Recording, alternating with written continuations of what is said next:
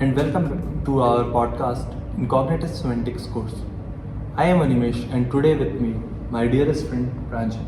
Hi Animesh, I'm glad to be here with you and excited to dive into the topic, which is the dynamic nature of meaning construction. Absolutely. Today we are looking into the intercritical world of tense, aspect and epistemic distance in language.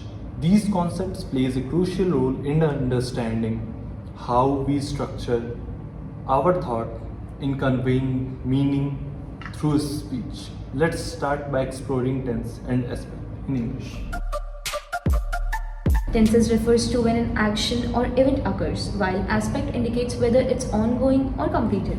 In English, we basically use the SER system, where S stands for the moment of speaking, R stands for the reference time, and E stands for the current time reference, B stands for the beginning, and F stands for the finishing. For example, present tense talks about now, past tense talks about before now, and future tense talks about the after now, basically the coming one. It's fascinating how these different tenses interact with aspects to create meaningful sentences and meanings. So basically in language, tenses and aspects, they basically go hand in hand and work together. The perfect aspect shows completion while the progressive aspect shows ongoing actions. Tenses and aspects can mix to make different things and different meanings. And to illustrate this, let's consider some of the examples. For example, James Bond's adventures.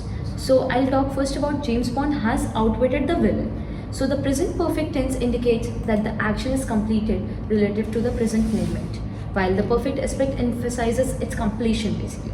So let's consider some more examples to understand it really well. One of the examples is James Bond has outwitted the villain, which is in present perfect tense, while James Bond had outwitted the villain is in past perfect tense. You can see the difference here, as in one sentence we have used has and another we have used had. So James Bond will be outwitted the villain will be in future perfect. James Bond is outwitting the villain is in present progressive. James Bond was outwitting the villain is in past progressive, and James Bond will be outwitting the villain will be in future progressive. Right, Pranjal, as we shift our focus from tense aspect to mental space theory, we see how these tense aspect relation plays our discourse management. The theory helps us to understand how speaker construct a meaning in mental space to organize information and convey a meaning. For instance, let's consider an example when John of a person Jane moves to different places over time. We can visualize how her experience and situation is different in different mental space relative to a speaker's. Consider an example. Jane is 20. She had lived in France. In 2000, she lived in Paris. She currently lives in Marseille. Next year, she will move to Lyons. The following year, she will move to Italy. By this time, she will have lived in France for 5 years.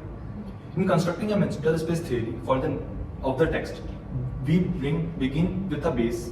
The base space serves as initial and focus F, and the time reference is now E, indicated by the present tense, that is E.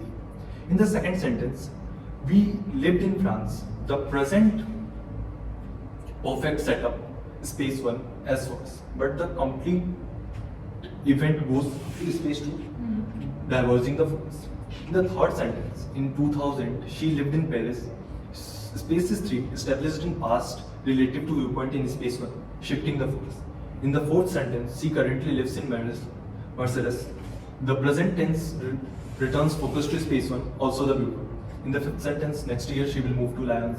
Space 4 is established and then it is back to space 1. The E will be in the space 1. In the penultimate sentence, in the fifth sentence, the following year she will move to Italy. Focus is shifted to space 4, with space 5 being the future. And in the final sentence, by this time she has lived in France for 5 years. The focus remains in the space 5 while constructing the event in space 6. That is the entire mental space framework that the speaker had constructed in the cognitive view. This is how we can understand how tense, aspect and discourse interact to structure our understanding of it over time. Now let's shift gears and explore the concept of epistemic distance. So, epistemic distance basically refers to speaker's assessment of the likelihood or certainty of a situation.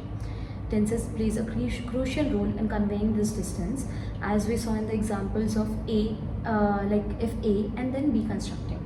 For example, if I win the lottery, I will buy a Rolls Royce. Suggests that the speaker thinks of buying a Rolls Royce if winning is possible.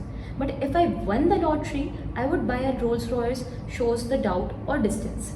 Adding perfect aspect like if I had won the lottery, I would have bought a Rolls Royce makes the doubt even more stronger. So you see here tenses helps express how sure we are about what we are saying. The use of present tense in the if clause indicates a neutral as a stance, while past tense suggests a more distant perspective. Absolutely fascinating, Pranjal. These interaction between tense aspect and epistemic distance highlight the complexity and richness of language and its cognition.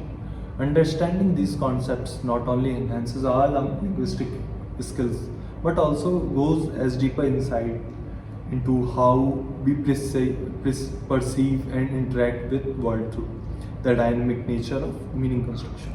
Indeed, Animesh, and that so now let's wrap up this today's discussion on the dynamic nature of meaning construction in cognitive semantics. Thank you for tuning in, and we'll catch you next time with more insights into the world of language and cognition. Bye bye for now, and thank you for joining.